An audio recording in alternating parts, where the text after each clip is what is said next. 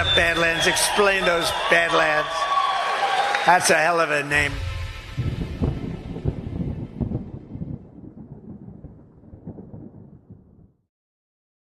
You have some room over here. If you want, you could leave the cameras there. It's fine. But if you want, there's a lot of room over here. See an inch to move out to the end if you. Way out to the left.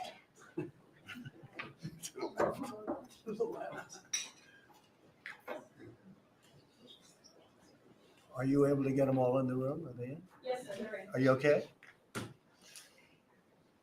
Thank you very much. We've had a tremendous 6 months, and we've had a tremendous 2 weeks, which now is, I guess, 3 weeks. And we have a tremendous group of people here that have done a great, unified, beautiful job. I want to, in particular, because of what she's gone through this last few days, done an incredible job. As you know, Christy, I'm going to ask you to say a few words about Texas. The first person there was the first person I saw on television was you, actually. And you've worked great with the governor, who's terrific. And you might want to tell a little bit about the trials and tribulations, but we appreciate the job that you and everybody have done. You had people there as fast as anybody's ever seen.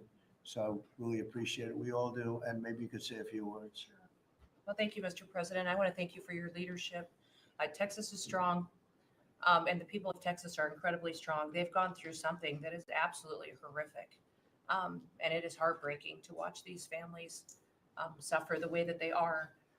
As soon as this flash flooding event happened, the governor has activated his emergency responders. Nim Kidd is his emergency management director, who is incredible, and has immediately worked with the local first responders to get help to individuals and get them evacuated, put requests into me. We deployed, sir, right away, as you know, because you and I were talking a lot during this time, the Coast Guard. We also had some assets out of Customs and Border Protection. Our board TAC teams went in and helped with rescues and clearing debris so that we could get roads open and people get the help that they need. I think when I got there the most, sir, that day, as soon as I arrived on site, was getting a briefing from all the emergency responders, was just how unified they were in focusing on the fact that we're there to save lives. They were there to rescue people, find people who were still alive, and to reunify them with their family members. We as a federal government don't manage these disasters. The state does. We come in and support them. And that's exactly what we did here in this situation. FEMA went to an enhanced level immediately. But as soon as you signed the major disaster declaration, we were able to get them resources and dollars right away, just like you envisioned through state block grants to help them with cleanup. And we're still there in presence, and FEMA's been deployed, and we're cutting through the paperwork of the old FEMA, streamlining it much like your vision of how FEMA should operate. And it's been a much better response to help these families get through this terrible situation. We still are looking for people. We're still looking for a lot of little girls and other family members that were camping along that river. And they will continue until they find every single person, and we will continue to help them and assist in that. I was surprised when I got there at the camp that day, right after this happened, the parents that were there, the parents that were looking for their children and picking up their daughter's stuffed animals out of the mud and finding their daughter's shoe that might be laying in the cabin, and just hugging and comforting people matters a lot. I'm extremely grateful for God's hand in that whole situation, because hundreds and hundreds and hundreds of people were saved. And this is a time for all of us in this country to remember that we were created to serve each other. God created us to take care of each other. And that when we do that, we are happier, we are more fulfilled, and we can walk alongside people on their worst day and help them get through it and come out the other side, knowing that we can that we can continue to live a life that God has purposed for us. So they're grateful for you.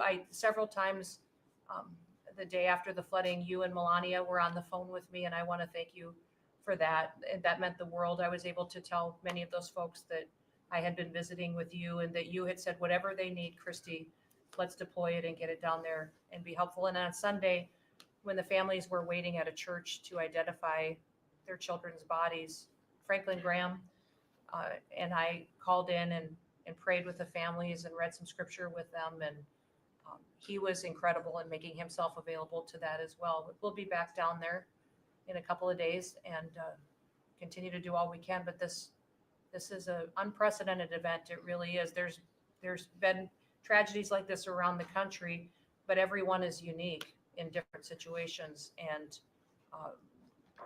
the response the federal government had supporting the state through this, I'm proud of the people that stepped up and immediately came. The Coast Guard, when they came in, they had a difficult time even getting the aircraft in and landed. They had to try several times in the weather to get it in and deploy. And I think we've heard about, our one Coast Guard member that was responsible for saving over 165 people, but that entire crew did incredible work. And all the first responders there did incredible work. And I know people are getting tired now, but they're getting reinforcements and volunteers are showing up. And I just want to commend the governor and his team for being the leaders. And they're so thankful that you're letting them make the decisions and manage the response like it should be. And then us supporting them with the resources of the federal government. We've already deployed dollars to the state, much like the block grants that you've talked about. Right. So they're grateful for that, sir. There's never been a wave like this outside of the breaking of a dam. Yes, this was almost a wave that ended up being 30 feet high, more actually. Now with the dam, you can understand it, but this approached almost with that speed. When you see a dam break, it's not a pretty sight. It wipes out everything. And this is the kind of thing that built up so fast. And it's happened 2 or 3 times before over the years, but not to this extent. But tell them when you met the father who was picking up the daughter's clothing. And I had walked through the cabin where all the little girls died. And I had kind of fallen apart in there, but I walked out of the cabin and a gentleman was standing there and he said, that man over there needs a hug. And so I walked over to him and I hugged him and I said, do you work here? And he said, no, my little girl was in that cabin. And he said, and I just found her best friend about an hour and a half ago. She had passed away. And he just fell apart. And so then we just hugged and talked for probably an hour about that. But then there was the grandpa was there looking for his granddaughter as well. There was a dad there of one of the counselors. The counselor was alive, but she was dealing with the fact that she had hung on to some of these girls and was trying to keep them out of the flood waters and had gotten hit by something and had lost 2 of the girls and wasn't able to hang on to them and was going to live the rest of her life thinking about that moment when she wasn't able to hang on to these girls. But these parents were picking up their kids' belongings out of the mud and throughout the camp and putting them in bags. And then one of the dads said, I knew 50 of these girls here. So I knew that was her dress and my daughter's friend's dress. So he was picking it up and putting it in a bag to return to her parents. And so it was and then the director was there comforting everybody who had lost his father the night before too. And he was still there trying to facilitate all of these parents grieving their children and find them. So the strength of people is incredible. One of the things that I asked there today that day was that they all have escorts or counselors when parents come in. So from that point, that when they came into the camp, that they have somebody with them when they're going and looking for their children's belongings or looking for their children. And so very emotional, but also just so tragic. Texas and the governor has been obviously very good for years with me, but the relationship with Texas and their first responders and us with our first responders and lots of other people. And we brought in a lot of helicopters from all over And we had a lot of helicopters. It was actually dangerous. A lot of helicopters up there, but they were real pros and they were responsible for pulling out a lot of people. And we got them there fast. And Texas had some good ones too. But the response has been incredible. And the fact that we got along so well, I don't know, I don't even think that's a political thing, but we got along so well and it was so unified. I think a lot of lives have been saved. That could have been as bad as it was, and you could have lost double or triple. This thing was just really horrible. Well, congratulations on a great job and appreciate it. I know you're going down. I'll be going down on Friday with First Lady. We'll be taking a trip, and we don't want to get in anyone's way because that's what happens. The president goes and everyone's around focused on. I don't want anyone to focus on us, but it's possible they could have somebody saved still. There's a lot of areas. It's a big area, and probably unlikely at this point, but there could be. I mean, they're thinking there could be the possibility, but what a tragic situation. A good job, and we'll see you on Friday, and we'll finish out the day here. I think you've been reading a lot about it's a terrible topic when you talk about financial after this, but we have a big country and we've been doing very well. The tariffs, as you know, are starting to come in at record levels. Tremendous amounts of money are coming in to our country. We never did that before. We're not used to it. We only have tariffs going out. We only adhere to the rules of other nations who charge us tremendous tariffs because we were led by stupid people or people without any business sense. And I'd like to ask God, you could maybe talk a little bit about how well we're doing with regard to the money coming in. And the big money will start coming in on August 1st. I think it was made clear today by the letters that were sent out yesterday and today. Go ahead, please. Yes, sir. We will have taken in about $100 billion in tariff income thus far this year, and that's with the tariff, the major tariff not having started till the second quarter. So we could expect that could be well over $300 billion by the end of the year. We don't agree with CBO scoring, but for those who do, the CBO scored tariff income over the next 10 years at 2.8 trillion, which we think is probably low. And sir, under your leadership, we're witnessing. And they gave us no credit during this last little, the great, big, beautiful bill. I always use the word great. I add that to it because it really is what it is. It's never been anything like it, actually.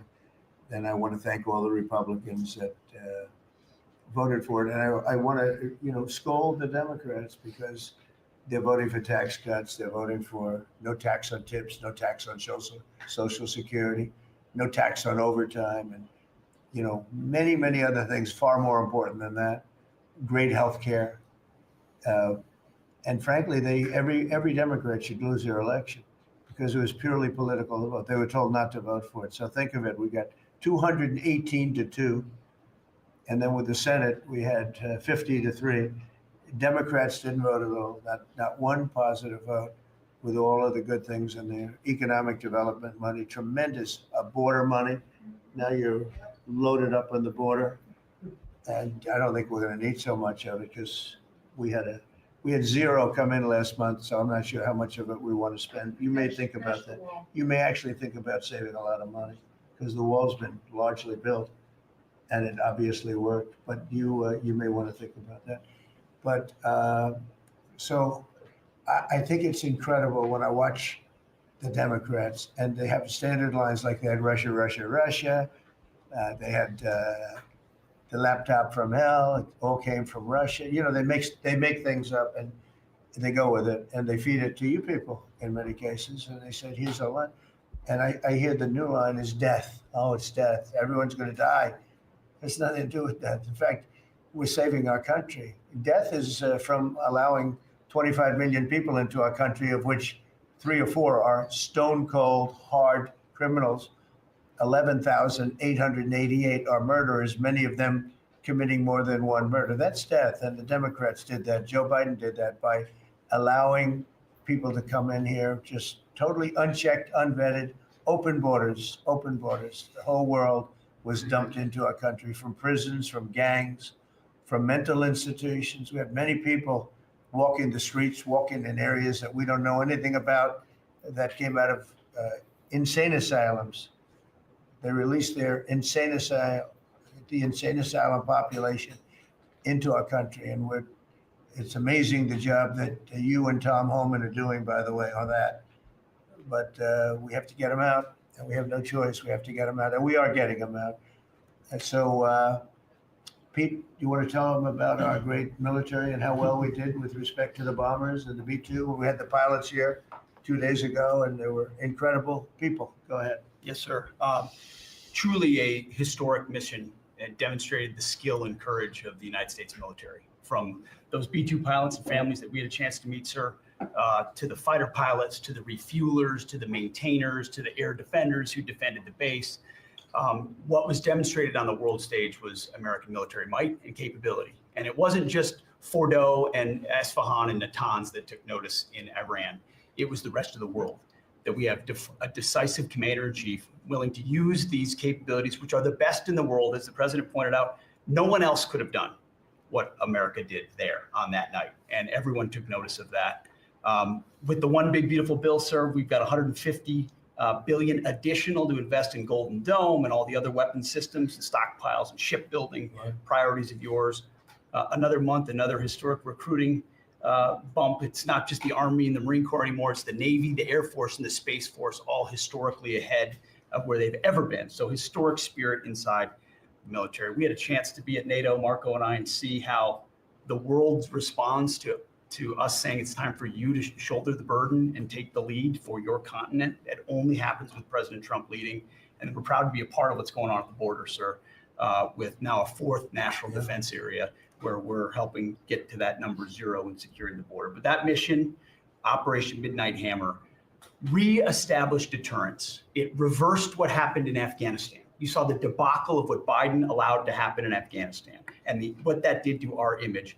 President Trump said, with Operation Midnight Hammer, we're reestablishing American leadership and deterrence, and we're proud to be a part of it, sir.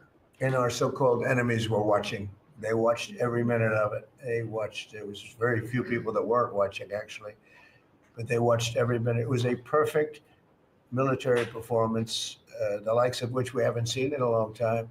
I mean, if you compare that to the same country, the hostages from years ago, Jimmy Carter, it was unfortunate for Jimmy Carter. He was a nice man, but with the helicopters going down, the sandstorms, the prisoners, they get captured, then the election and the prisoners and Reagan and all the problems. It was nothing but problems. And that was a failure. And ours was not only the pilots. I mean, those machines flew for 37 straight hours. They didn't stop. They went skedaddle. You know the word skedaddle? It means skedaddle. They dropped the bombs and somebody said, skedaddle. Let's get the hell out of here. And every bomb hit its mark and hit it incredibly. And as you know, the Atomic Energy Commission said it's gone. That place is gone. We had a lot of fake reporting, mostly from CNN, where the scammer writer, a writer for CNN, who should be fired, by the way, she was involved with the 51 fake intelligence agents, if you remember that. She did that story, created a story out of it. She created a story out of the laptop from hell, saying it came from Russia, but it actually came from Hunter Biden's bedroom or worse. Just a scammer, and she's still at CNN, which is pretty amazing. But we'll ask you a question about her. But they came up with this concept that maybe the attack wasn't that good. And I saw it happen right after the attack. I saw this person on CNN. I like to watch the enemy. You learn from the enemy. And I watch because you have to know where they're coming from. And I watched her say, Anderson, I'm hearing stories that maybe they didn't hit their target. Maybe it wasn't that good a hit. And they were hearing stories. The next day it was a little more, and the next day a little more. After 3-4 days, she was saying, I don't know. I don't think it was that. Except by that time, everybody knew it was hit perfectly. The evidence is in the planes. The pilots are their best evidence. But they actually came out of their plane because they were here the other day, and they said, it was so sad. we did such a good job. We flew into very dangerous airspace. I'll never forget, we were in the Situation Room, and they said they have entered Iranian airspace, and everyone took a deep breath because they had more missiles pointed at them, but the equipment is so good, it's stealth, way up in the air, and it was stealth, and they went right through that. And they sort of, by the time they found out they were there, they were already gone. That was the word skedaddle, get the hell out of here. But they were right in the most dangerous airspace in the world, and they took those big, beautiful, very fast. They're unbelievable planes. I mean, they become really beautiful works of art. I always thought they sort of were cool, but now they look better than just cool, don't they, huh? But they dropped the loads, and literally they would hit. If you look at this table from here to there, they had a half a refrigerator door is the way to best explain it. Take a refrigerator door, average size, cut it in half. That was their target. They hit every single one. Then we had 30 missiles, Tomahawk, shot from submarines 300 miles away. Every one of them hit their target. It was a perfect mission. Then they came back almost 37 hours. Every plane worked perfectly. The mechanics were here too. I said, you got to get the mechanics here. We didn't have any problems. If you remember, they had a lot of problems with the helicopters, but they did fly through a dust storm, which they shouldn't have done. Sometimes you say, let's go back and try it on a nicer day. Dust and sand don't work well with helicopters if you know much about helicopters. But that was a horrible embarrassment to us. Then we had Afghanistan, which I think was the most embarrassing moment in the history of our country. And we would have gotten out. I was the one that got them down. I would have kept Bagram, the big air base, which right now is controlled by China, one among the most powerful runways in the world, thick with concrete and steel. Anything could land. And right now, they were 1 hour away from where China makes its nuclear weapons. I was keeping it. Outside of that, we were leaving, and I would have been out faster than them, but we would have gotten out with strength and dignity. Instead, that was the most botched up mess I've ever seen. They left all that equipment behind. And every year they have a parade running down some third-rate street with the equipment. It's supposed to be Fifth Avenue. It doesn't work. But with all that equipment that they left, they should have taken every ounce of it. I was taking I said every screw, every bolt, every nail you take out of there. And Millie said, I remember one time, so we're better off leaving the equipment. Why? Well, it's cheaper. I said, cheaper? You mean it's cheaper to leave a $150 million airplane rather than flying it into Pakistan or India or someplace, or just flying it straight home? It's cheap. Yes, sir. That's when I knew he was an idiot. Didn't take long to figure that one out. But they left all that equipment, but they left their dignity behind. It was the most embarrassing moment, in my opinion, in the history of our country. Not that we got out. We should have not been there.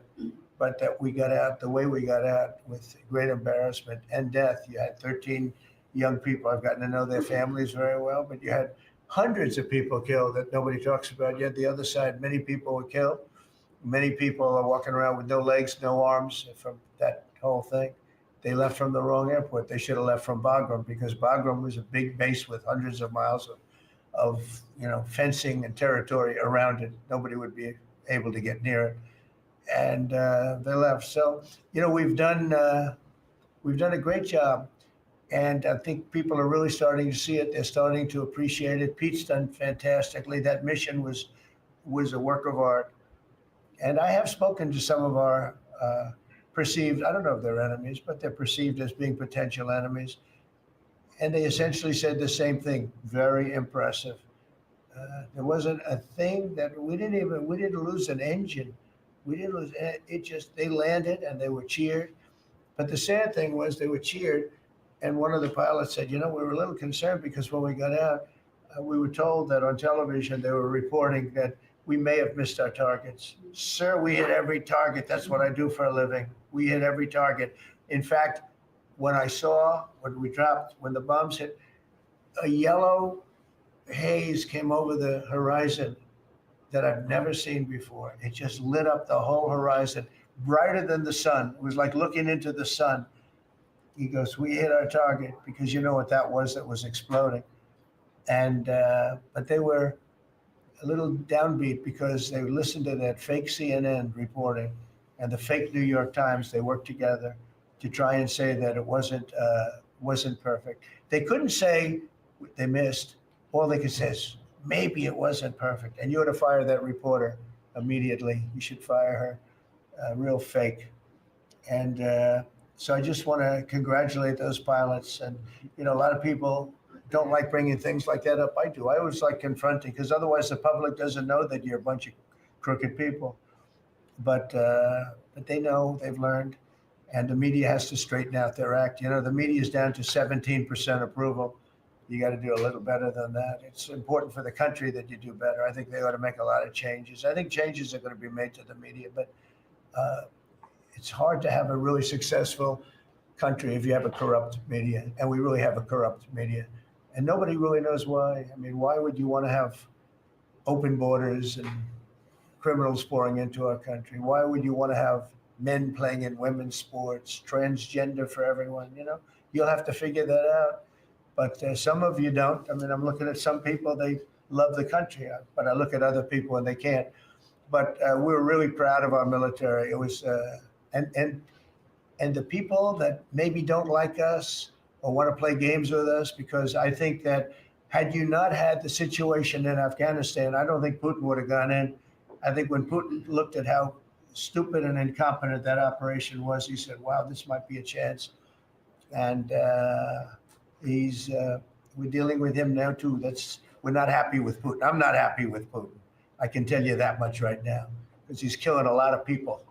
And a lot of them are his soldiers and their soldiers, mostly. And it's now up to 7,000 a week. And I'm not happy with Putin. Okay, any questions? Yes. Yes, sir. You just said that you're not happy with Vladimir Putin. Is there anything that you plan to do to act on that feeling of Well, I unhappiness? wouldn't be telling you. Don't we want to have a little surprise? You know, one of the things we did with the attack is that, and you asked that question, I didn't mean to be rude, but I'm in a rude because I'm looking at some of these crooked people up here. So I'm rude, but your question was asked very nicely. But one of the things we did is we went over every fact. We wanted to get every fact straight. We wanted to have the distance straight, the number of pilots straight. Everything had to be correct, because this was a very important mission. If we failed on this mission, it was beyond the war that, you know, obviously we had with Iran and Israel. A lot of hatred, a lot of years and years of hatred, centuries of hatred. People have never seen anything like it. So we wanted to be correct with all our facts. So, you know, what I was doing is just asking, it would be great if the media would be correct with their facts. That's all we ask for. So go ahead. So finish it up. Oh, yes.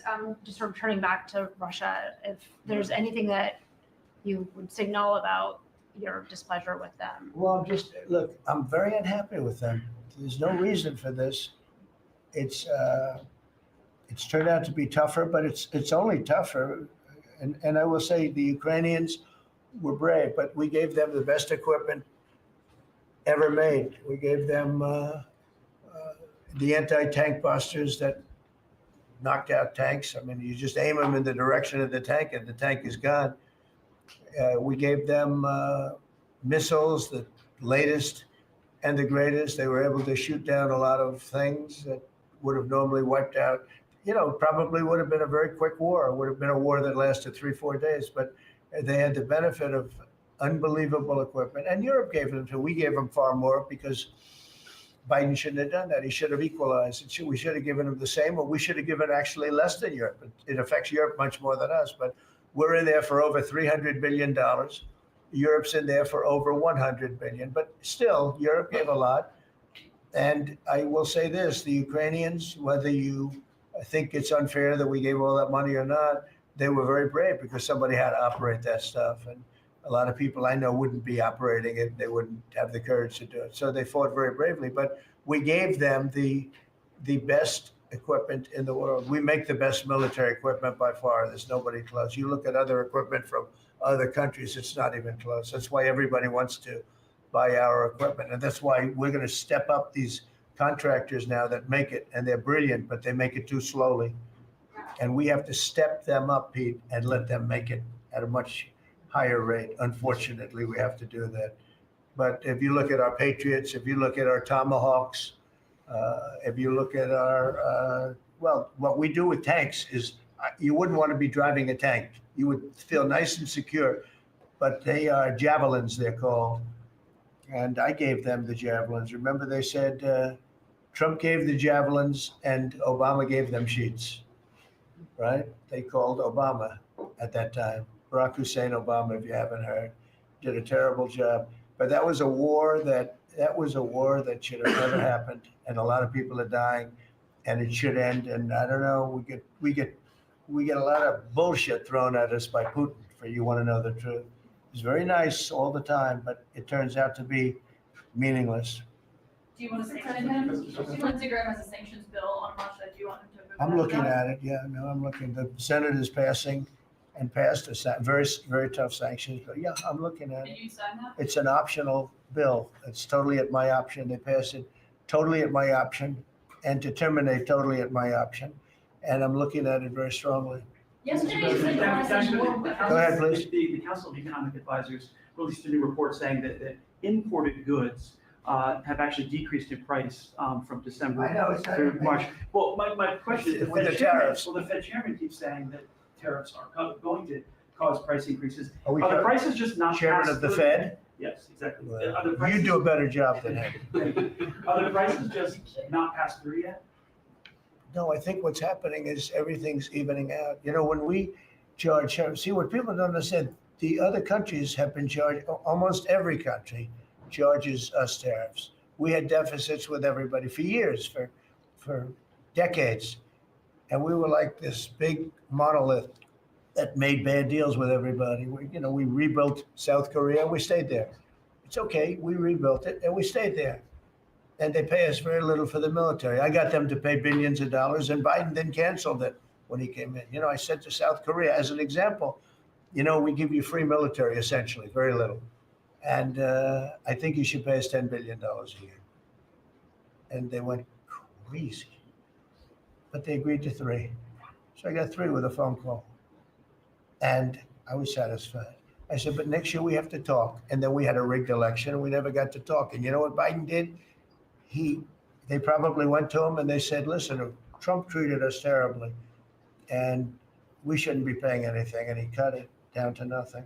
So that's what happens. It's ridiculous. That's the other thing. We're talking to countries about contributing to the military, not only just paying more in NATO, but contributing. We have 45,000 soldiers in South Korea. We have 45,000 soldiers in Germany, 52,000 actually.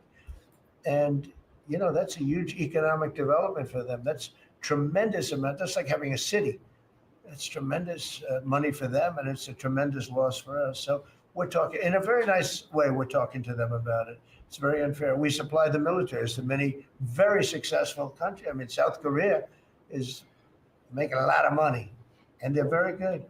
They're very good, but, they should be paying for their own military. President Trump, I'll ask you a question about Jerome Powell as well, and then the question to the Attorney General. Jerome Powell, and then I have a question for the Attorney General. Jerome Powell, who you've been pressuring to lower interest rates, he's facing accusations of lying to Congress, which is a potential crime about the He opulence. should resign immediately. We should get somebody in there that's going to lower interest rates. Do you want congressional Why don't you call Republicans for to- his resignation? Do you want congressional Republicans to investigate and pursue Okay and with punish? me. I think he's terrible. I think, look, we're paying, I call him too late. TOO, too late, like Too Tall Jones for the Dallas Cowboys, right? Too late. He's always late, but he wasn't late with Biden before the election. He was cutting him like crazy. It didn't help too much, did it? But he was cutting him like crazy before the election with Kamala and Biden. He was trying to get them in, I guess. I don't know. He was recommended by somebody that worked for me. I like you better. If I could ask the Attorney General a question too. Sure. Your memo and release yesterday on Jeffrey Epstein, it left some lingering mysteries. One of the biggest ones is whether he ever worked for a American or foreign intelligence agency. The former labor secretary, who was Miami U.S. Attorney Alex Costa, he allegedly said that he did work for an intelligence agency. So could you resolve whether or not he did? And also, could you say why there was a minute missing from the jailhouse tape on the minute? Yeah, sure. If I Pam, could, could I just interrupt for Sure. 1 second? Are you still talking about Jeffrey Epstein? This guy's been talked about for years. You're asking, We have Texas, we have this, we have all of the things.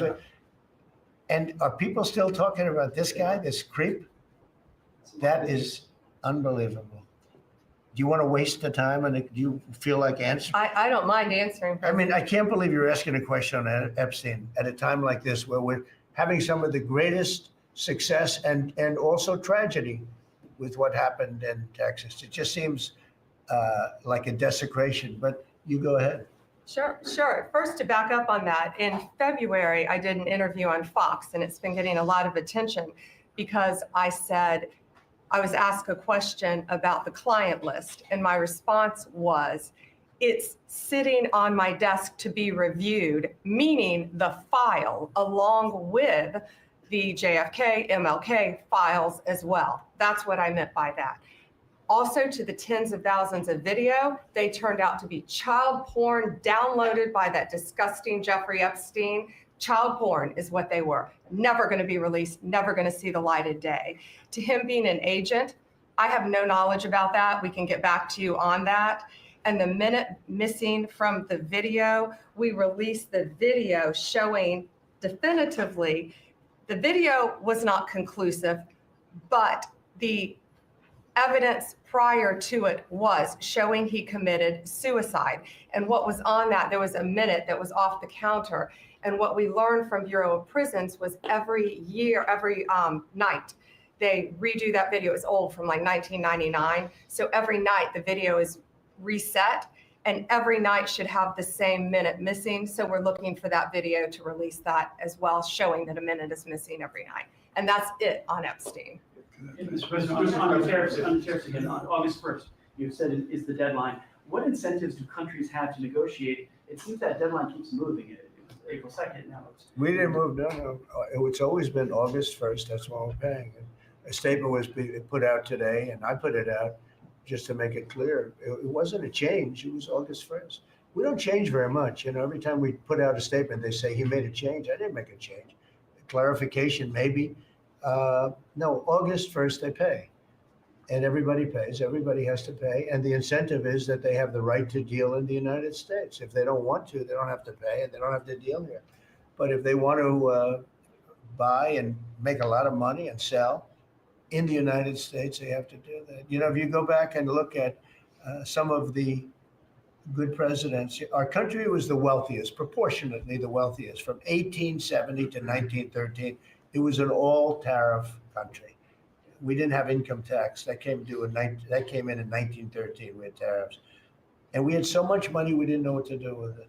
We had, we had a couple of presidents that were very, very strong. McKinley, I guess, more than anybody, but he was the tariff king, but he was very, very strong. It's sort of sad. He made a fortune for this country, became very rich, and then Teddy Roosevelt went out and vice president, and he spent the money. And they said Roosevelt was a great president. And let's say he was a great president, but the money was paid by McKinley with tariffs. Tariffs are charged by other countries at levels that are ridiculous. And, I call those other countries to say, and every one of them is willing to give us everything now, by the way, just so you know. Sir, we'll charge you no tariffs, nothing. We'll give you everything. We'll give you access to our markets. We'll give you everything. Is that a correct statement, Scott? Yes, sir. Howard, would you say that's a correct statement? Exactly correct. It's like they just don't, because they're very spoiled, because for years they ripped us off and we didn't have a president that understood it, or Secretary of Treasury or Secretary of a lot of different secretaries are involved, but certainly Commerce Secretary was, not doing their job. I don't know about Kelly, she's small business. We'll keep it that way, okay? Her small business is bigger than almost all big businesses when you add it all up. But no, they are very respectful of our country. But the incentive is that they have the right to do business with us. Without that, they don't have the right to do business. And that would be okay too. Will there be a flurry of deals? You're going to hear in the next 24 hours, will we hear a flurry of deals? Yeah, we have a lot of them going out. But the deals are mostly my deal to them. We're picking a number that's low. We don't want to hurt them, and fair. We're picking a number that's lower than, in most cases, lower than what they charged us. But it's amazing when you've paid all this money for years, and they get one president that's a little bit different and a little tougher on this subject, and they're willing to drop everything they've been charging us for years and years. I mean, we have countries going, we will have you don't have to pay any tariff to come in and do business. They're giving us total access to their countries. They gave us no access to the country. They say, well, you cannot go into our country. Okay, good. Now we will give you total access and you don't have to pay any tariffs, but please don't charge us tariffs. And we don't like that deal. So the letters I send out we have made some deals. We can make a lot more deals. It's just too time consuming. It just makes it more complicated. And we can do things over the years too. You know, we're not hard line, but it's about time the United States of America started collecting money from countries that were ripping us off and laughing behind our back at how stupid we were. Okay? Thank you. Mr. President, on the tariff issue, so you've talked about India coming, but then a couple days ago, you issued a new tariff threat to members of the BRICS countries for if they aligned with anti-American policies. 10% charge. That would be India, Brazil, That's Russia, right. They have South to pay Korea. 10% if they're in BRICS. Because Right. BRICS was set up to hurt us. BRICS was set up to degenerate our dollar and take our dollar as the standard, take it off as the standard. And that's okay if they want to play that game, but I can play that game too. So anybody that's in BRICS is getting a 10% charge. Is that immediate, sir, or is Yeah, that pretty soon. if they engage in some behavior? Well, if they're a member of BRICS, they're going to have to pay 10% tariff just for that one thing. And they won't be a member long. I thought BRICS was, I said this about a year ago, and it largely broke up. But, there are a couple that hang around, but I thought it largely broke up. BRICS is not, in my opinion, not a serious threat. But what they're trying to do is destroy the dollar so that another country can take over and be the standard. And we're not going to lose the standard at any time. If you have a smart president, you will never lose the standard. If you have a stupid president like the last one, you would lose the standard. You wouldn't have the dollar as you. And if we lost the world standard dollar, that would be like losing a war, a major world war. We would not be the same country any longer. We're not going to let that happen. The dollar, you ever hear the expression, dollar is king? The dollar is king. We're going to keep it that way, okay? And I'm just saying, if people want to challenge it, they can, but they're going to have to pay a big price. And I don't think any of them are willing to pay that price. Does that jeopardize? Thank you, Mr. President. Are you optimistic about reaching a tariff deal with the European Union soon? Well, the European Union has been speaking to us, Ursula, and the whole group, and they've been very nice. They treated us very badly until recently. Now they're treating us very nicely. It's like a different world, actually. They've treated us very badly. They were among the toughest to deal with. Actually, in many respects, they were much worse than China. Look at what they do to our companies. They sue Apple. They sue Google. 17 billion they got from Apple on a lawsuit that they didn't have a case. They have, judges that are European Union judges. And they take so much money away from our country in terms of that, in terms of other things that they do. They're very tough. But now they're being very nice to us. And we'll see what happens. We're probably 2 days off from sending them a letter. We are talking to them. I just want you to know, a letter means a deal. A lot of people say, we got 200 countries. We can't meet with 200 countries. We have a few trusted people that know what they're doing, that are doing a good job, but you can't do it. You have to do it in a more general way, but it's a very good way. It's a better way. It's a more powerful way. And we sent them a letter. You read the letter. I think it was well crafted. And mostly it's just a little number in there. You'll pay 25%, 35%. We have some at 60, 70. Those are ones with massive, where we have massive trade deficits because they've treated us very badly. But I would say in every case, I'm treating them better than they treated us over the years. Don't you agree with that? I do. I could have done much. I could have been much harsher. I don't want to do that.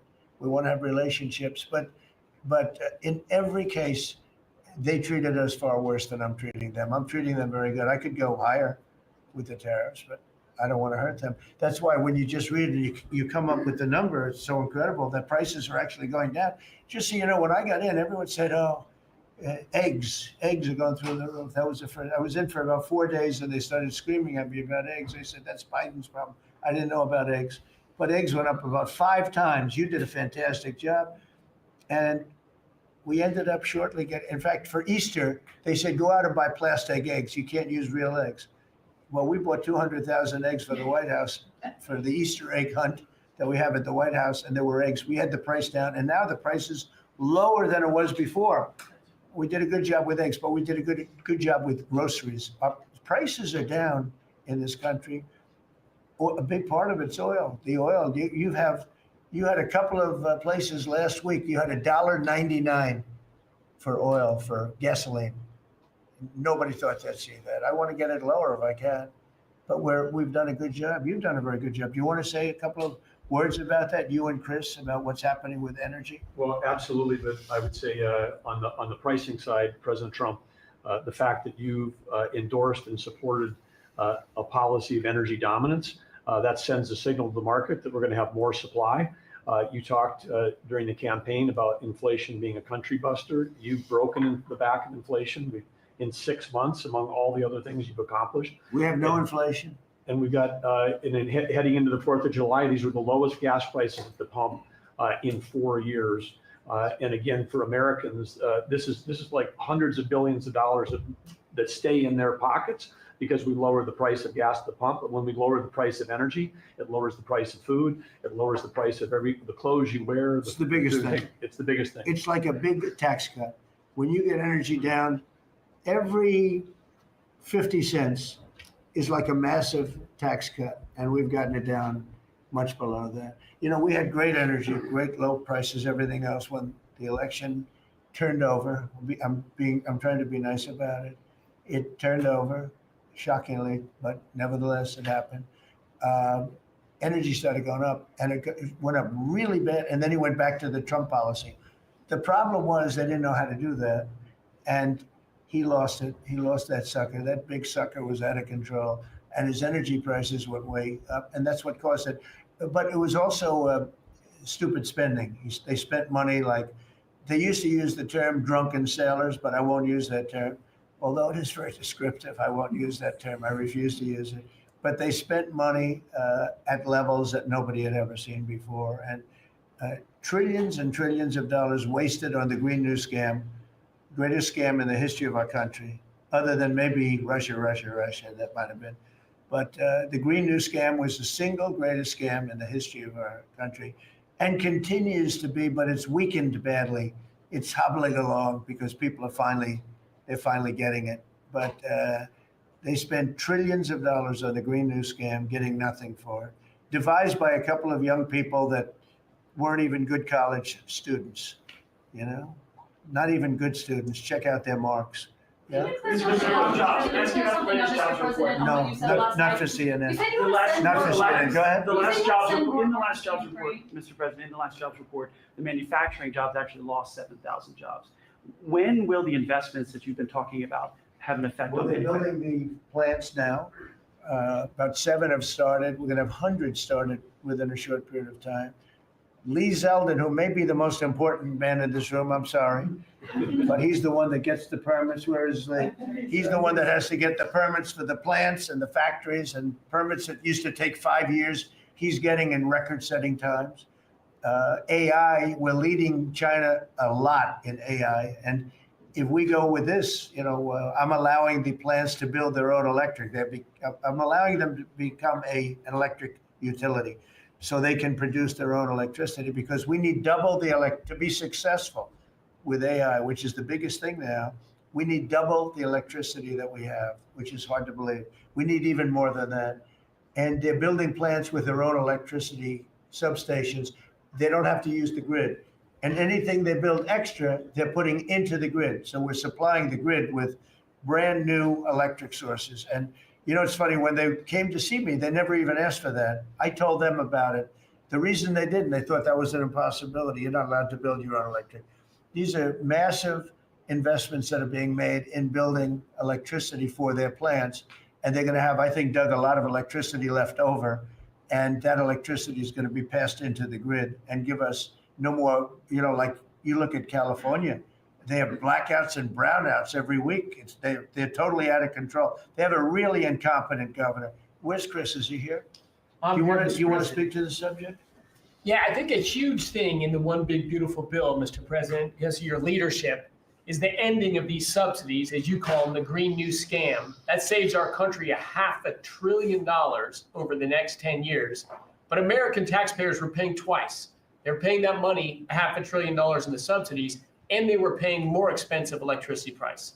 If you subsidize something, you should at least lower the cost of it. But in this case, we were subsidizing something and paying more for it. So the one big beautiful bill had two huge things: ending wasteful spending. Wind, solar, and batteries combined are 3% of U.S. total primary energy. 3% for $1 trillion, another $500 billion coming. It's just not a good investment, hurting our businesses, hurting our consumers. And the one big beautiful bill also unshackled oil, gas, and coal development in the United States, onshore and offshore. Secretary Burgum has been working tirelessly on how, by getting the government out of the way, private businesses will develop more resources in the United States, lowering costs for American consumers and making much better leverage for the United States to help our allies abroad and reduce the power of our adversaries abroad. So just a huge win in the energy front all around, and I thank you for your leadership. We're setting records now on energy, and there'll be nothing compared to what there'll be in about a year from now. But we're setting records, and wind is a very expensive form of energy. It's very bad for your beautiful surroundings, the plains and the valleys, and the birds are dying all over the place. The whole thing is a disaster. They're almost exclusively made in China. Not that I have anything against China, because I don't have a great relationship with President Xi, but I asked him, how many wind farms do you have? He makes them, but they don't have a lot of wind farms, I'll tell you, very, very few. And wind is tremendously expensive and is very ugly. And if you own a house that's inside of a windmill, your house is worth less than half. And you hear noises. And interestingly, in New England, you probably read, where for 50 years they had 2 wells washed up, 50 years. And last summer, they had 14 washed up. Now, I'm not saying that's the wind farm that was built, but maybe it is, right? Probably is. It's tremendously expensive, and it can only be done with subsidy. I know a man that's in that business, and one of the biggest in the world actually runs a company that builds these stupid windmills. And he said, I hate the business because it's the only energy where you need subsidy. He said, energy shouldn't need subsidy. You should make money with energy. So wind. The other one is the solar, those big solar fields. They're taking our farmland. Our farmers are like mortified by it. They hate it.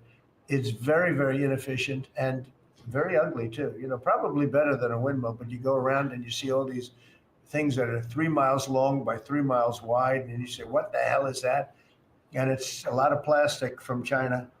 It's plastic, black plastic from China. Now, we want to be smart. We're going with, look, China right now is building 58 coal-fired plants, 58 big ones. They have 62 on the books to build. We've reintroduced clean, beautiful coal, because you can do a lot with coal now. Clean, beautiful, and natural gas, and all of the other things that we have. But we want wind, and we don't want solar, because they're a blight on our country. They hurt our country very badly, and smart countries don't use it. Solar sounds good, I will say, and I like, on occasion, you'll see a roof which is made out of solar brick, but it's a smaller use. We need the kind of thing that's going to fire up our plants, and it's not going to be wind, that's very intermittent, as you probably know. But they've spent a fortune. They've spent trillions of dollars on this stuff. And I'll just give you one other story. A friend of mine is a very successful guy. He went back to see his mother in Minnesota, hadn't seen her in a long time.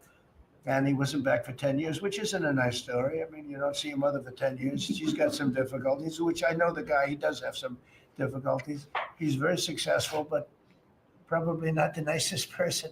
It was actually longer than 10 years, but he went back and he told me he wanted to go and look at the valley. There's a valley in Minnesota that he thought was so beautiful. And I hadn't seen it in a long time. He's driving along the road. He said, oh my, I'll use the word gosh. Oh my gosh. He said, oh, he said, it looked like a junkyard. You had 159 windmills. They were all over the place. Some were old, some were newer, different companies, different shapes, different sizes, different colors. Many of them were terminated meaning closed. You can't take them down because the environmentalists don't let you bury the blades because they're made out of a fiber they say is bad for the earth. So they want you to put them up, but they don't let you take them down. But many of them were turned off. He said it looked like a junkyard. Go to Palm Springs, California, and take a look at that pile of junk. And you go into a wealthy neighborhood. Before you get there, you have to ride through hundreds of windmills that are, most of them are turned off. They're rotting, they're rusting, they're 30 years old, 20 years old. And they have a very short life. You know, those windmills have a very short life, especially the ones that are in the nice salty Atlantic Ocean and Pacific Ocean, where the salt just gets onto that steel and decimates it. No, it's a horrible, horrible thing for our country. And I speak out. It would be nice to say wind, because it sounds so good, doesn't it, Doug? Wind. But it's not. It's these ugly machines, and they're all made. You got to see. Some are a little taller, a little shorter. They're made by different companies. They have different stocks. They have different blades. They have different everything. It is so horrible. And if you look at smart countries, they don't use it. Smart countries don't use it. And we're now a smart country. We're a brilliant country. We're not smart. We're brilliant now. We're going to be a brilliant country. We have to be, because we have to catch up for some really stupid people that did a bad job. Yes, Brian? Yes, Mr. President, I've got a quick comment and feedback as a native Texan, someone that I grew up bringing my kids to a camp very near the affected camp now.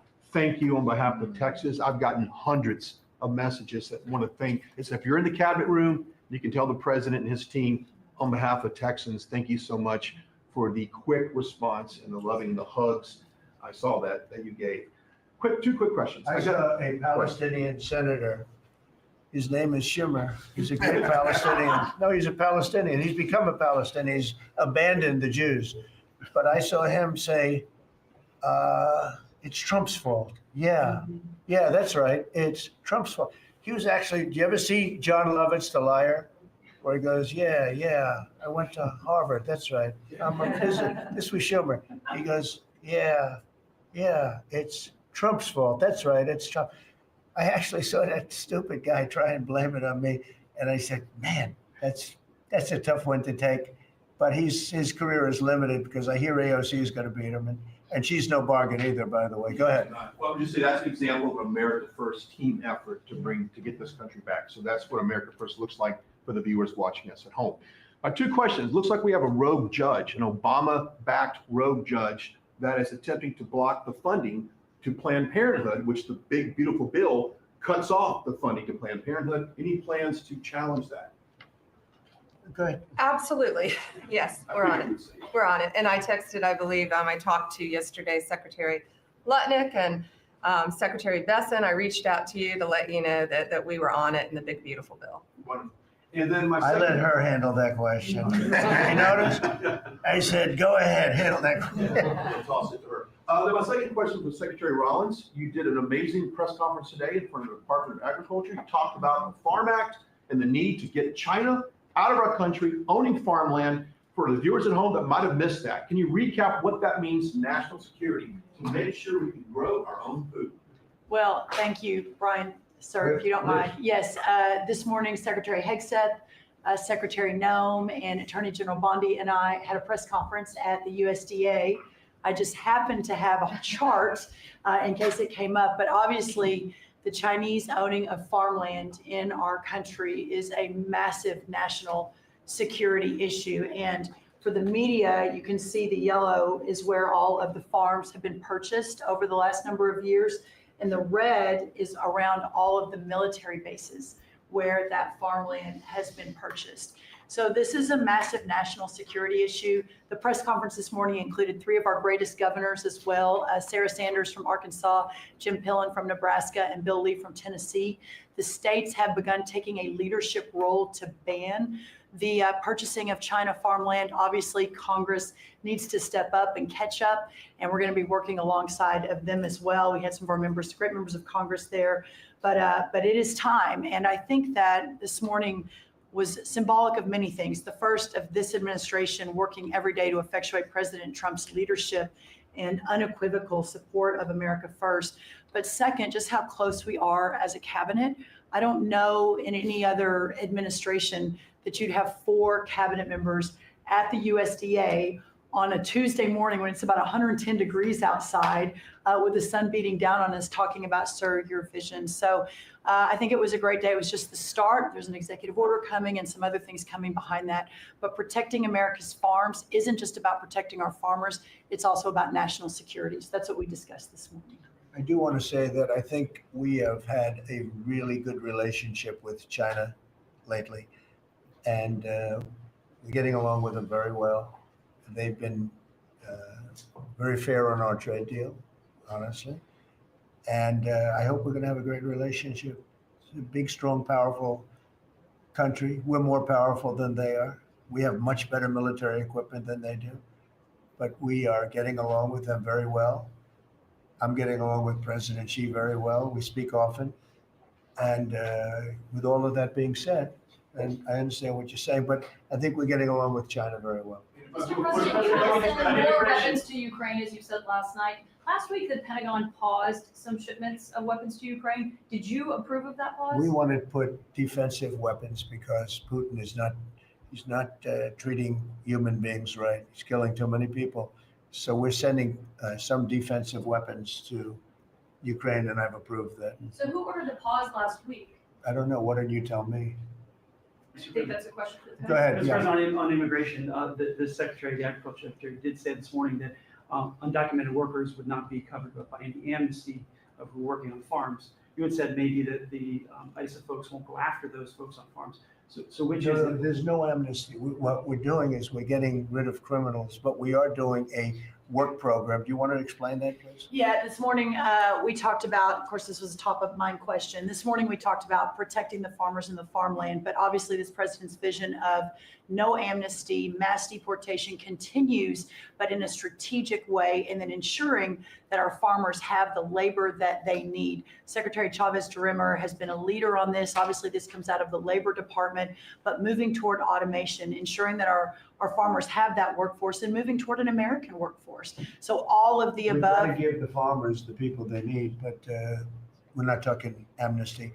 Lori, do you want to say something about Yeah, that? thank you, Mr. President. On this, thank you, Secretary Rollins, how important this is never to displace the American worker. What the Department of Labor is doing is focusing on what the law entails now, being more modernized, more streamlining to work through the H programs. We're going to have a concierge approach to that, where we have, developed a new office to answer the need of our farmers and ranchers and producers, and not to displace the American worker and follow within the law now. And that does not include an amnesty program at all. And we've seen that working, and we'll continue to have that roll out.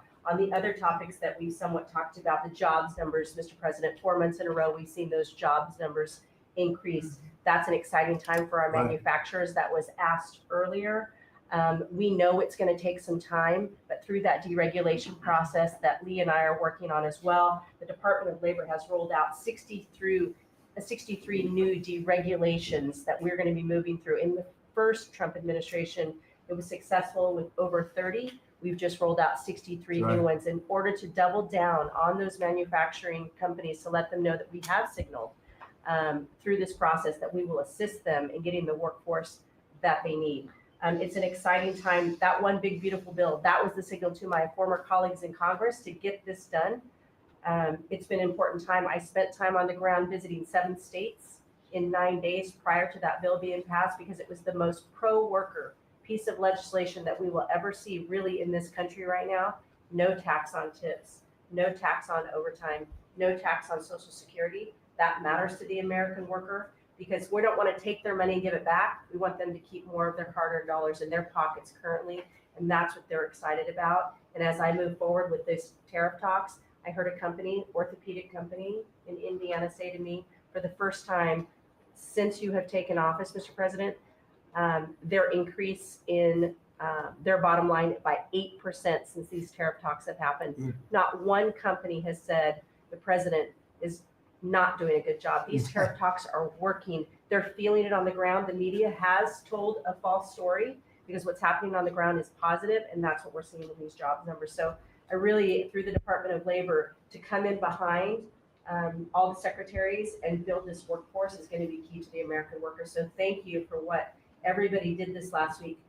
The One Big Beautiful Bill is a doubling down of this, and we're going to see these workers start to grow. And that apprenticeship program is going to be working. That's We'll right. have It's that gonna be million great. apprentices across the We, country. as you know, we're building plants all over the country now, which you weren't building any plants 4 years ago. You weren't building anything. But those plants, when they open up, it's going to be, you'll see numbers like you haven't seen ever. I don't think in history you'll never see numbers like what we're going to see in the very near future. Many of them are building the plants. Some are just starting right now. You know, it's a brand new administration. But, and they wouldn't be here except for two things: November 5th, the election, and the tariffs. And frankly, I guess the election was more important because of tariffs. I mean, another person wouldn't have done this. But they're coming in because of the tariffs. They have to, they're not going to pay 25, 30, 40, 50%, 70, and 100%. And we'll be announcing something very soon on pharmaceuticals. We're going to give people about a year and a half to come in. And after that, they're going to be tariffed if they have to bring the pharmaceuticals into the country, the drugs and other things into the country. They're going to be tariffed at a very, very high rate, like 200%. We'll give them a certain period of time to get their act together. But they were all here. Now they all left. They went to other places because we allowed people that sat in this room allowed it to happen. And I don't allow it to happen. The people in this room don't allow it to happen. So we're going to be announcing pharmaceuticals, chips, and various couple of other things, you know, big ones. We did steel, as you know, they're 50%. We did aluminum, 50%. Lumber just came out. Aren't you, that's copper. And we did cars. And now today we're doing copper. What would that tariff be on? The section tariff? I believe the tariff on copper, we're going to make it 50%. 50%. Any breakthroughs in See, I'm glad he Gaza? didn't question it because Any I sort of breakthroughs? I sort of just thought, what would that be? Just a quick one. I didn't have much time, but he agreed with me. That's why he's Howard. Any breakthroughs on Gaza with the Prime Minister, and there's reports that you're meeting with Netanyahu again tonight, is that Yeah, I accurate? am. He's going to come over again tonight. We're talking about Gaza, mostly Gaza right now. It's he's been very unfairly treated. I think what they've done to him in Israel is very unfair, having to do with this trial. You know, he's a wartime prime minister, had an unbelievable outcome, and I think he's been treated very unfairly. But he's coming over later. We're going to be talking about, I would say, almost exclusively Gaza. We got to get that solved. Gaza is a tragic. It's a tragedy. It's a tragedy.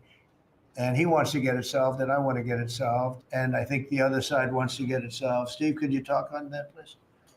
We're in proximity talks now, and we had 4 issues, and now we're down to 1 after 2 days of proximity talks. So we are hopeful that by the end of this week, we will have an agreement that will bring us into a 60-day ceasefire. 10 live hostages will be released. 9 deceased will be released.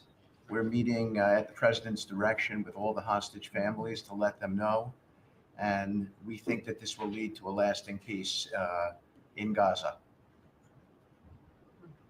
And you're doing a good job. It's a tough one.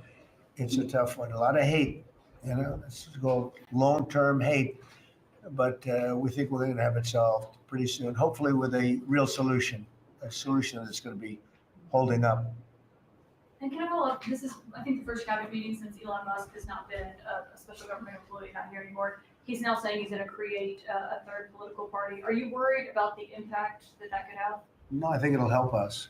It'll probably help. Third parties have always been good for me. I don't know about Republicans, but for me. Are you second guessing any of the cuts that Doge made since you No, described him as no. off the rails Look, the other day? we cut hundreds of billions of dollars with those. We could have done it differently. I would have done it differently a little bit maybe, but it was something that we saved a lot of money. You can always second guess. I guess some of the people in this room maybe would have done it slightly differently, and some would have done it exactly the way it was done. But it was dramatic and it was important. And we found a lot of things like billions of dollars given to people for environmental protection, where they had $100 in the account, like in Atlanta, Stacy. And then you had another one with 20 billion here, and 20 billion here, and 2 billion here, and 15 billion. And Lee, you might want to mention just a couple of those things we really got because of Doge. At the Trump EPA, the one big beautiful bill was filled with many big beautiful wins for the taxpayer. It delivered a sledgehammer to the Green New scam. Billions of dollars rescinded. So it's a big deal for the American taxpayer who sees money go through pass-throughs that are filled with self-dealing and conflicts of interest. They see unqualified recipients. They see reduced agency oversight, and they want accountability with their tax dollars, and they got it. So in the example of the Stacey Abrams connected NGO, they received $100 in 2023. They got $2 billion in 2024. They had to complete training on how to develop a budget that was put into their grant agreement. They, out of nowhere, started paying a CEO $800,000, a COO $450,000, 22 people making over 150 grand. Out of nowhere, this is tax dollars. So money go through pass-throughs, through other pass-throughs, through other pass-throughs, and we lose oversight over it. And you see that it's going to former Biden officials, it's going to former Obama officials, it's going to Democratic donors. And we're not here saying we want to take money from a left-wing NGO and give it to a right-wing NGO. We want to give it back to the taxpayer. This is about us being good stewards of American tax dollars without any apology or regret. That's why President Trump was elected last November, because there were a whole lot of people who maybe they hadn't voted Republican in a long time. Maybe they didn't even vote for President Trump the first time around in 2016, but they're regretting that vote from 2016 and they were making it right in 2024. So the One Big Beautiful Bill gave us the tools to rescind billions of dollars more. We're seeing hundreds of thousands of dollars that'll get wasted per electric vehicle as an example of this money that was going through it.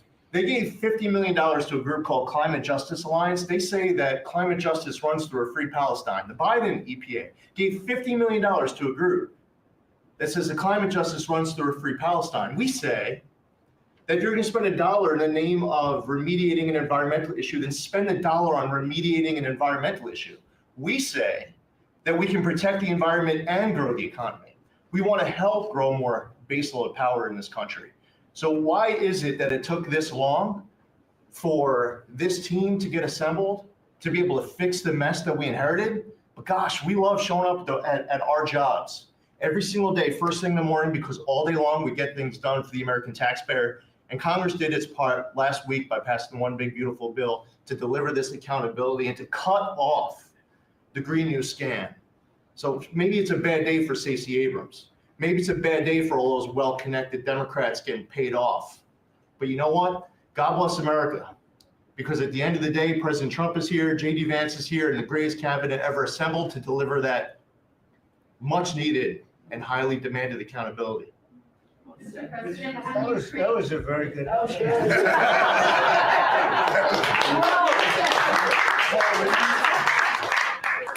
And that's from the heart.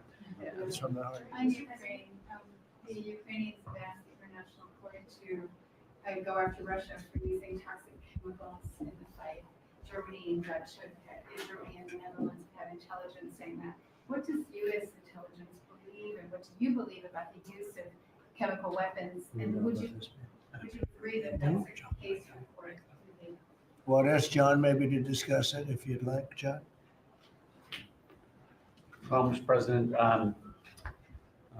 obviously chemical weapons, if it's documented and its use, it's illegal. It's against all international laws of armed conflict and treaties. And obviously I can't share in this room with this audience the intelligence that I can share with you privately, but obviously you're not going to stand or allow for any violations of international law by anyone. That's right. Thank you. Could I ask Sean to Department of Transportation, Sean Duffy, former great congressman, very popular. decided to go out and make a couple of bucks. He made a lot. And he got bored with that though. He likes serving people better, the people. And could I ask you to just discuss a very important subject to me, and that's the modernization of our equipment at airports so that planes aren't crashing into each other and bad things don't happen. It should have been done many years ago. We were going to do it, and then the election precluded that, unfortunately, but we're doing it now. Could you tell them where we are? Yeah, if I can start with Newark, you guys all covered what happened in Newark. We had outages for a couple of 30-second outages a couple months ago. We have, in 2 months, Mr. President, it's historic speed, laid new fiber lines for communication and tested those in the next month. So those new lines for the Philly Tracon that controls the Newark airspace, they're up and running. Lightning fast speed. June was the most on-time June ever in the history of Newark for air travel. So that's going incredibly well. By the way, we should have dealt with this because Joe Biden and Pete Buttigieg had moved the center from New York to Philadelphia. They didn't test the lines. They didn't do the work, which is what brought us all these problems. But in the big beautiful bill, we got $12.5 billion. This is a historic investment in air traffic control. And so what the money is going to allow us to do is move from copper to fiber all over the country. So new copper lines. We think we can do that in a year and a half to 2 years. We have radar that dates back to the 1950s, some of it from the 60s and 70s. We get brand new radar across the country as well.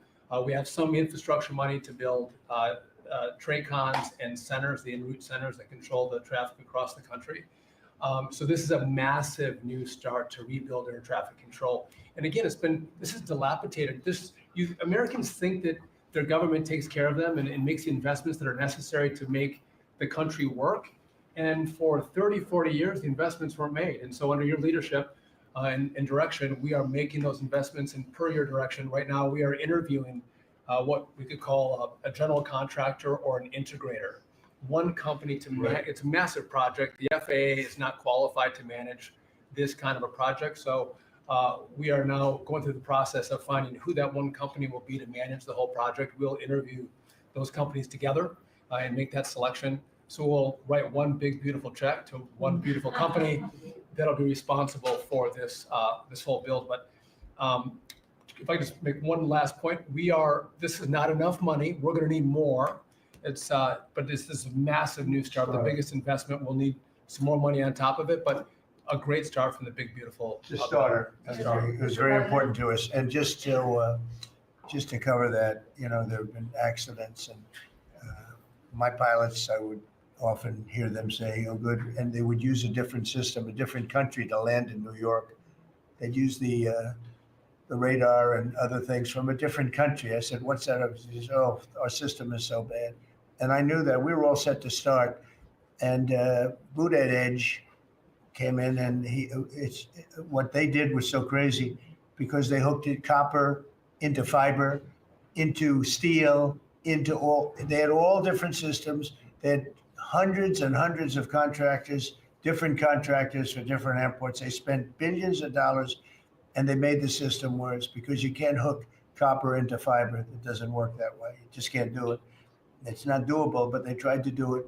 Didn't work out too well. And in the end, it was just a complete disaster. We want to have one great company. Now, Raytheon's going to bid, IBM's going to bid. We have 5 or 6 bidders that really are good and do this stuff.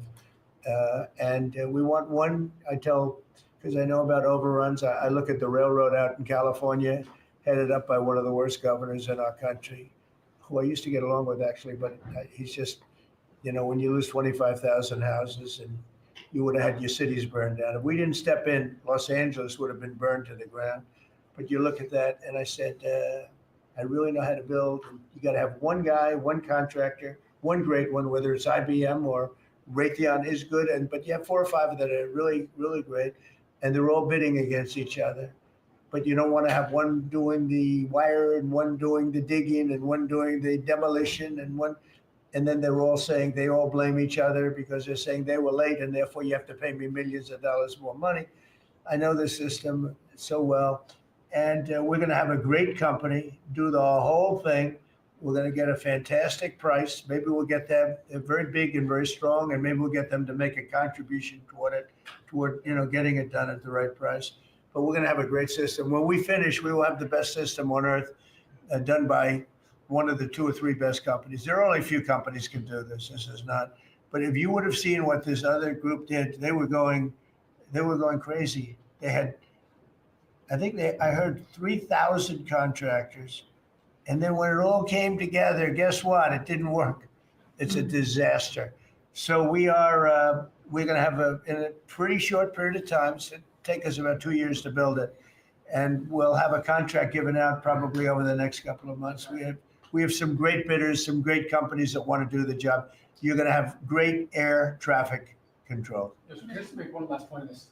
So the last administration signed a contract with an American company to fix the copper to fiber, and that contract was a 15-year contract. The system is failing today, but that's how idiotic and incompetent the last administration was. And under your leadership, we're saying, listen, we don't have time. We don't have 15 years. We don't have 5 years. We have to do it right now. And so the president always talks about on time and on budget. We have embraced that. We are going to be on time and on budget. And by the way, you mentioned a train out California. Stay tuned for probably give us 5 days and you'll have an answer on what's going to happen with the $4 billion that we potentially have invested on a train that's going to go nowhere. It's going to be $120 billion. They'll never connect San Francisco to LA. Again, the last administration wasted so much money on projects that never work. If you're going to have high-speed rail, you're going to invest billions. We should actually have high-speed rail in America, not boondoggles that fund political friends and allies and family They had members. from San Francisco, inside of San Francisco to inside of Los Angeles. Should have never been built because airplanes do it better. And you could drive it. You could drive it. No problem with driving it. The roads aren't even crowded. So they were going to do this. Somebody's idea. Somebody got paid off a lot of money and they started it. It was going to cost a very small amount of money. And it ended up costing literally hundreds of times what the original. And now what they did is they said, well, going into the city is too big a deal. So we'll leave it 25 miles short of the city. So now they're leaving it. They're not going to finish it, really. It's not the same project. So now they're leaving it outside of San Francisco and outside, short of each. They just want to get it done. And I've never seen cost overruns. If you have a cost overrun of 10%, you should be ashamed of yourself. 20%, you should not do any more jobs. This is a cost overrun of 2,000%, something like that. It's unlimited, and it's not finished. And maybe it will never get finished. And I told Sean, look at it from every standpoint, but we don't want to, we have federal money going into that, and it's like throwing it out the window. So whatever you can do to stop it. $15 billion and not one track has been laid. $15 billion and we're 16 years into the project, not one track. Mr. President, on New York, you're the most prominent Republican in the country from the city. What do you want to? Anywhere else? Well, I don't want to be a wise guy. Perhaps I maybe Marco. How do you want Republican voters in the city to vote in the upcoming mayoral election? Should they vote for Eric Adams? Should they vote for Sliwa? Should they pick someone else? Look, number one, you have a communist running, and you shouldn't vote for him. He's a disaster. He's leading. He's got the Democrat nomination because that shows you where the Democrats have gone. He actually wants to take over the grocery stores of John Catsimatidis, who's a great guy, a rich guy, grocer, does a good job, wants to take over. He actually called me the other day. He's concerned his stores are going to be taken from him and they won't be run like John runs them. Believe me, he runs a good operation, but he actually said he wants to run his own grocery stores. No, this is a man who's not very capable, in my opinion, other than he's got a good line of bullshit, and he's convinced them to go with him. Now, as you know, Cuomo, who does have capability, is running, but he got knocked out, and now they're running as you have Eric Adams, the current mayor, you have Cuomo, and you have Curtis Sliwa. And Curtis runs every 4 years. He seems to be a fixture on the running scale. But it's I'm not getting involved. But I can tell you this, I used to say, we will not ever be a socialist country, right? Well, I'll say it again, we're not gonna have, if a communist gets elected to run New York, it can never be the same, but we have tremendous power at the White House to run places when we have to. We could run DC. I mean, we're looking at DC. We don't want crime in DC. We want the city to run well. Susie Wiles is working very closely with the mayor, and they're doing all right. I mean, in the sense that we would run it so good, it would be run so proper. We get the best person to run it, and the crime would be down to a minimal, would be much less. And, you know, we're thinking about doing it, to be honest with you. We want a capital that's run flawlessly, and it wouldn't be hard for us to do it. And we've had a good relationship with the mayor, and we're testing it to see if it works. But New York City will run properly. We're going to bring New York back. I love New York. You know, I loved New York for a long time. Then we had a bunch of crooked people in there. You have an attorney general who's a total stone cold crook, New York State, Letitia James, a total crook. All they do is want to go after political opponents. They do what's ever expeditious for them. She's the one that took out Cuomo because she wanted to run for governor. And then she ended up getting 1% of the vote. She polled at 1%. She dropped out, went back to attorney general. You have a lot of crooked things going on in New York. We're going to straighten out New York. Maybe we're going to have to straighten it out from Washington. But when I see a communist who has actually gotten a Democrat, pretty much gotten the Democrat nomination, they also went to that new form of voting, which is a beauty. You go in there in third place, you come out in first. That's that form of voting that they have gone to. You know what I'm talking about. It's not too good. We're going to do something for New York. I can't tell you what yet, but we're going to make New York great again. Also, we're going to make it great again with the country. What we've done in this country in the last 6 months, nobody has ever seen it. And I told the story, the King of Saudi Arabia, I was over there. They gave us $5.1 trillion between Saudi Arabia and UAE, Qatar, 3 stops, 5.1 trillion coming into our country as an investment, biggest investment ever made. And it's all going to good stuff. I mean, all real big, good stuff, energy projects, big, big things. But they all 3 told me essentially the same thing. We thought your country was dead, and now you've got the hottest country in the world. We're right now riding the hottest country. We all, and you can all be proud of it. We're in the hottest country. This is the hottest country in the world. There's nobody close. Made hotter by some great pilots and great machines that nobody else has. Those great, big, beautiful machines, they rode those machines right into the toughest territory. And nobody knew what the hell happened. And then they hit their targets perfectly. And it was complete and total obliteration. And that's why that war ended, Steve. They told me that's why the war ended. The war ended when they saw that, it was over. And we're very proud of it. But we have the hottest country in the world right now from a country that was close to dead. And if I didn't win, if you would have had the other person win, we all know who she is. Whether it was she or Biden, they're the same. He may have been more competent than her, and that's hard to believe, right? But if you had that ideology in, I don't believe you would have had a country anymore. I think you would have had a country that was broken up.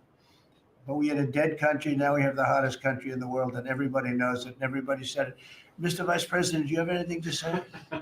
Well, thank you, Mr. President. I just want to say that I'm very proud of the whole team.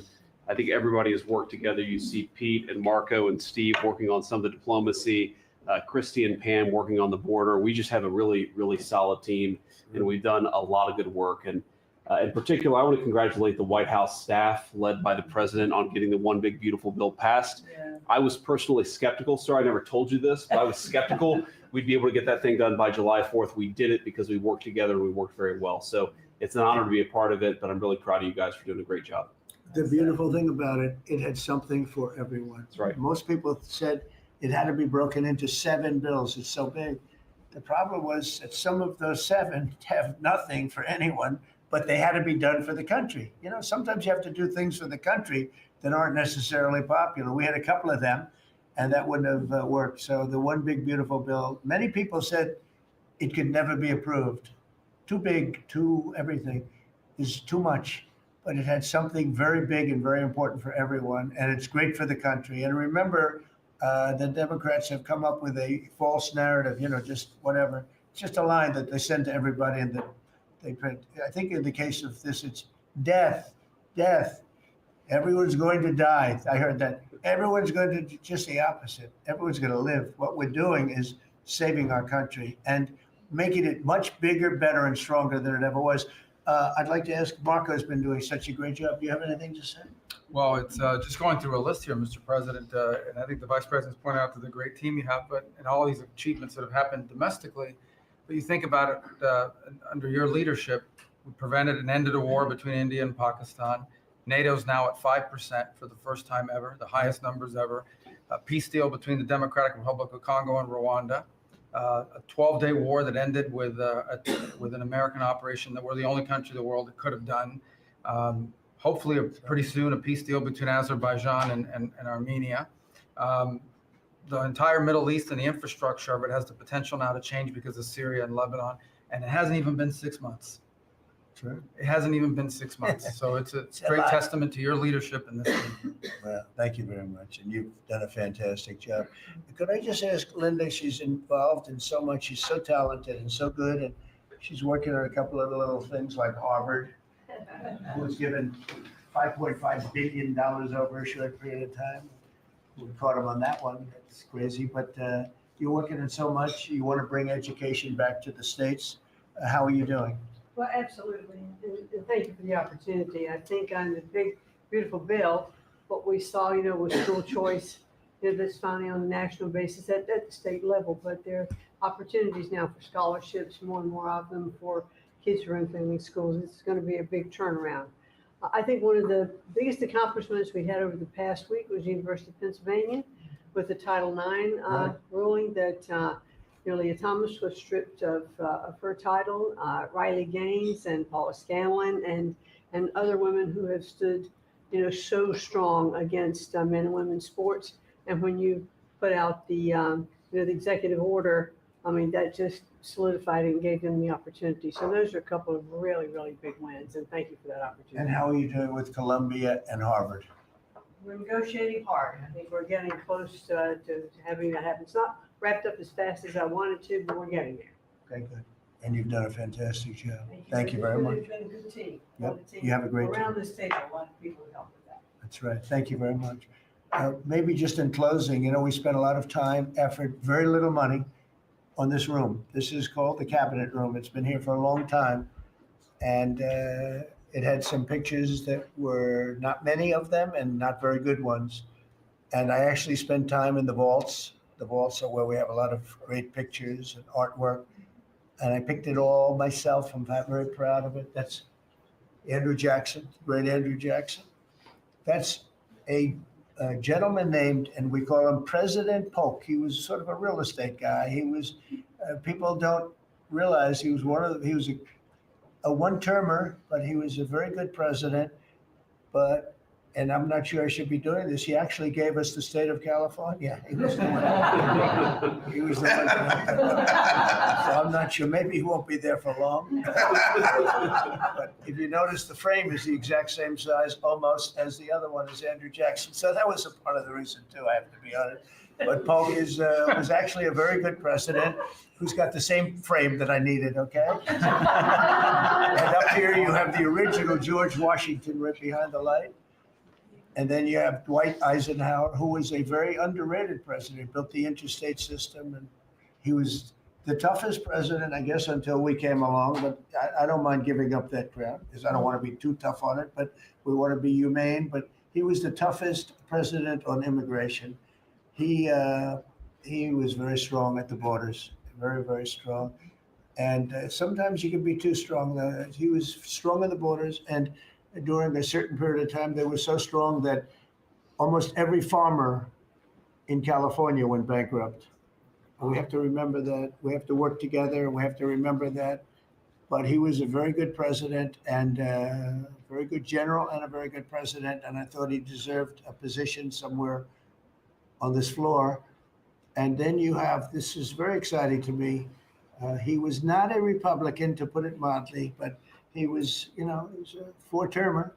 He was Franklin Delano Roosevelt. And if you notice, there were a lot of ramps outside. We have ramp, people say it's an unusual place for a ramp. It was because of him. He was wheelchair bound, but he was an amazing man. It's an amazing portrait. And we used to have him in the room, a different portrait. And it was a terrible portrait. It was almost like it was done by a child. And I used to say, I can't believe that he would have approved of that portrait of himself. And I was in the vaults and looking at things. I said, what's that? And we have some great curators here. We have 6 curators at the White House. They have 2 for paintings. They have them for furniture. They have them for different things. I guess cost is no object. Okay, cost is, maybe I'd have 1, but that's all right. But we have 6, and they're very talented, though. And he said, that's a picture of FDR. I said, really? Let me see it. They took off the wrappings, very well preserved. And I said, that's the picture they've been looking for years. That was the picture of Franklin Delano Roosevelt. And I said, oh, wow. And likewise, that fit, see frame-wise, it just doesn't work. It doesn't work if you have, I want to be nice, but it doesn't work if you have a big frame, a little frame, but it's like perfection. I'm a perfectionist. The mirror was down in the vaults also. I said, where is this from? And it's a very old, very storied mirror, beautiful. We put that up. And then over there is Honest Abe Lincoln. And that picture was in his bedroom. And we thought that this would be a very important place because this is where wars are ended. I'm not going to say wars are declared. I'm going to say wars are ended. Okay, we'll be positive. And that's the picture of Abe Lincoln from his bedroom, sat in the bedroom for many, many years. That was his favorite picture of himself. And the Lincoln bedroom's very famous. You remember when Bill Clinton had it and he rented it out to people. Okay, we don't do that. But it's an incredible room. And we took that picture from his bedroom. That's Abe Lincoln. And then over here you have John Adams, and it's they were the first occupants of the White House, 1800. And John Quincy Adams, Mrs. Adams, they were the first occupants. So we have them looking at each other, and in between their stare is Abraham Lincoln trying to make peace. And that picture was in a room that I have that was not important, like the cabinet. I gave it up. I said, I have to give it up because that's one of the greatest pictures of the White House. The White House is tremendous art. And the Oval Office, when we're there, we'll go over that. That's really been something. Then we got the drapes, so we got the whole thing. We got new drapes. We got new, wasn't a big expense, very, very small. And we took some of the chinaware and silverware and trophy-ware, they call it, from the vaults, and we had it cleaned up, hadn't been shined up in 100 years. Some of this has sat in the vaults for over 100 years, amazing. Over 100 years. Many of the pictures that were put up in the Oval Office as an example, those two as an example. So he was president, they moved in 1800, and he won the election, I believe, in November of 1800, John Quincy Adams. And we thought that would be, he was considered to be a good president, and he was the first occupant of the White House, so it sort of made sense. And I love the frame of those pictures. Look at those frames, I'm a frame person. Sometimes I like frames more than I like the pictures. And we have the flags of the Marines, and Space Force now has its own flag. I'm very proud of Space Force, but the Army, Navy, Air Force, Marines, Space Force, the whole thing. And Coast Guard is right there. You never forget the Coast Guard. They do a great job. So we have the flags throughout the office. And it's really become quite a beautiful place. I don't want to tell this, Marco pointed it out. I was going to leave the clock. So as president, you have the power. If I go into the State Department or Department of Commerce or Treasury, if I see anything that I like, I'm allowed to take it. Do you believe this? So I'm in Marco's, I see this gorgeous clock, grandfather clock. And there it is. I said, Marco. He didn't know about it. I had to read him the rule and regulation. I said, Marco, I love this clock. Look at it. It's beautiful. He said, what clock? I said, the clock that's in the other room is incredible and nobody gets to see it there. Marco, I tried to talk him into it first and it sort of worked. And then I had to use a little more. I said, I'd love to take that clock out and put it in the cabinet room. He said, no, are you serious? I said, Marco, I have the right to do it, Marco. And he said, all right, what the hell? So that's his contribution to the cabinet room. But it's, by the way, it's an incredible clock. And, you know, it's an important room. So you may see it again. Maybe we'll move it back sometime. Anyway, so that's pretty much it. But it really is great. Here we put on, you know, these lamps have been very important, actually. Whether people love them or not, but if you see pictures like Pearl Harbor and Tora Tora Tora, you see movies about the White House where wars are being discussed. Oftentimes they'll show those lamps or something like those lamps, something that looks like them, probably not the reals, because I don't think they were allowed to. This is a very important room. This is a sacred room. And I don't think they made movies from here. You never know what they do. But they were missing medallions. See the medallions on top? They had a chain going into the ceiling. And I said, you can't do that. You have to have a medallion. They said, what's a medallion? I said, I'll show you. And we got some beautiful medallions. And you see them, they were put up there. It makes the lamps look better. So we did these changes. And, you know, when you think of it, the cost was almost nothing. We also painted the room a nice color, beige color. And it's been really something. The only question is, will I gold leaf the corners? You could maybe tell me my cabinet could take about. You see the top line moldings, and the only question is, do you gold leaf it? Because you can't paint it. If you paint it, it won't look good because they've never found a paint that looks like gold. You see that in the Oval Office. They've tried for years and years. Somebody could become very wealthy, but they've never found a paint that looks like gold. So painting it is easy, but it won't look right. And the question is whether or not we should gold leaf it. Linda, do you have an opinion? I gold leaf You like it the way? it. No, I gold leaf. You'd gold leaf it? Yeah. Who would gold leaf it? Could I raise you? How about, would you gold leaf it? I was gonna ask about McKinley. One of their favorite presidents. Well, McKinley was a great president who never got credit. In fact, they changed the name of Mount McKinley, and I changed it back because he should have been, the people of Ohio he was the governor of Ohio. The people of Ohio were very happy when I did that. I heard they were very insulted. They took the name of Mount McKinley off. That was done by Obama a little while ago, and I had to change it back. I changed it back. He actually was a great president. He was a president. He was the tariff, the most, I guess, since me. I think I'm going to outdo him, but he was a tariff president. He believed that other countries should pay for the privilege of coming into our country and taking our jobs and taking our treasure. That's the way he explained it. They took our jobs and they took our treasure, and for that they should pay. And he made them pay, and he built a tremendous fortune. In fact, in 1887, they had the Great Tariff Committee was set up in 1887 because our country had so much money, we didn't know what to do with it. And they set up a committee of, as they called them, elites, a term that we have to change because I think a lot of the people that are elites aren't elite. I think the people that aren't elite are elite. So we're gonna have to maybe switch that around somehow. But they had a committee that was set up to spend the money because it was such a large amount of money at that time. It was, nobody had seen anything like it. And it all came in from tariffs. And people didn't pay tax. There was no income tax system. I told you that came back in 1913. That came back and lived well for a while. And then you had the Great Depression. And then later they tried to bring back tariffs, but the whole thing was, this was after the Depression. That was one of the great misconceptions is people like to say, oh, but it was during the, no, the country had a Great Depression. And then after the Depression, long after it started, they brought back tariffs to see if they could save it. But it took them really 25 years when you say about 25 years to get out of the Great Depression. A lot of people don't understand that.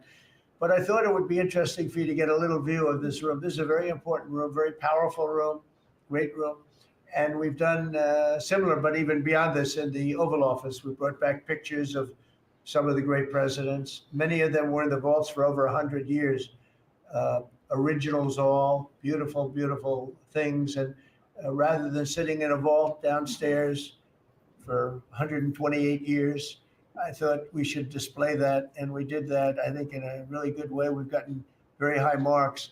But it's interesting. People walk into that room and they look around the room. They don't even want to talk to me. They could look at it for hours. It's funny when people come into the Oval Office. It's such an incredible. It's a sacred place. When people come into the Oval from the biggest people in the world, presidents, prime ministers, kings, queens, one case at least, queens, and the biggest business people in the world, they walk into that office and they always say there's no place like this in the whole world in terms of the power. And I mean, it's beautiful and all, but there are other beautiful offices. You have businessmen that have offices that are, full floors of office buildings, floor to ceiling glass. And they walk in there and they say, there's no place like this anywhere in the world. There's no place. And, it's what it represents, maybe more than the physicality of the room itself. So it's an honor to have you all, media. It's an honor to have you. I just want to say we have a fantastic cabinet. Every one of them is a star in my book. And if they're not, I'll let you know about it. I don't I'll throw them to the wolves. I'll throw them to the wolves in 2 seconds because our country comes first, right? But I just want to thank you all for being here. It's been a lot of fun. Thank you very much, everybody. Thank you. Thank you, press. Thank you, press. I'll tell you some other time. Thank you. Yeah, I will. Are we talking about next week or next week? I'm gonna go. I'll be going to the game. Yeah, I'm gonna deliver it. They have it in my office. You're right. You're giving it up? No.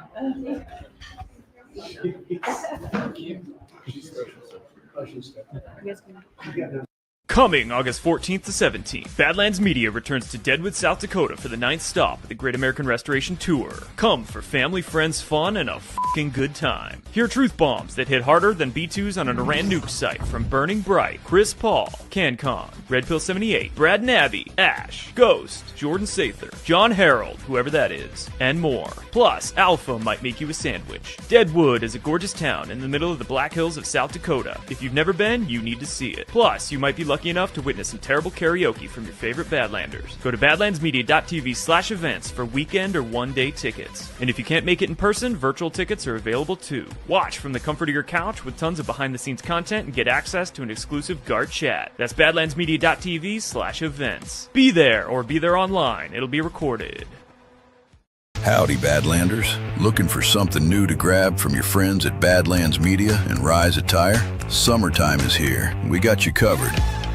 All new tank tops for men and women, featuring new iterations of the Devolution design in black, red, white, and even blue and green digital camo. Sick. We got them for Psywar and Clown World too. How about these bad boys? Psywar, Clown World, and Devolution beach towels to help you spark up a conversation with your new best friend or future spouse at the pool. And by popular demand, we've got all new athletic women's leggings that'll have you red pilling all the ladies in your Pilates class, whether they like it or not. Too bad. This is Badlands, baby, and we're strapped. Get some and support the new media parallel economy as much as f***ing possible at badlandsmedia.tv/rise.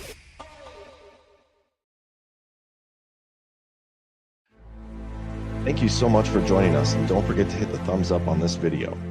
And a special thank you to all of our advertising partners. Please remember to shift your dollars to support those businesses that support Badlands Media.